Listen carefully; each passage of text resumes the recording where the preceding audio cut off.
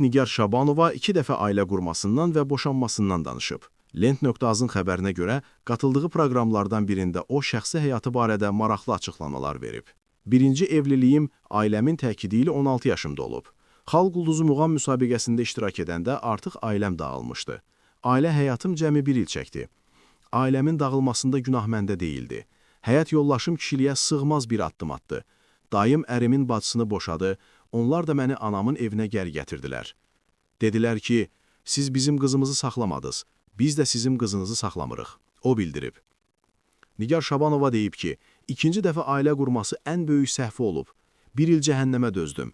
Elə bil, bir anda kimsə məni silkələyib buz kimi suyun içinə salıb çıxartdı. Özümə sual verdim ki, sən axı niyə dözürsən? Ayağımı yerə vurdum və dedim ki, sən, evdən yox olmalısan. Və 1 saatın içində o, evdən yox oldu. Mən onu yox elədim. Elə bilirdim ki, ikinci həyat yoldaşımı sevirdim. Amma sən demə, sevməmişəm. Bundan sonra da inanmıram ki, kasıb bir insanla yaşaya bilim. Çünki kasıba dəyər verdim və sonra hər şeyi gördüm. İkinci həyat yoldaşım adımdan, cəmiyyətdə olan hörmətimdən böyük şəkildə istifadə edib, o söyləyib.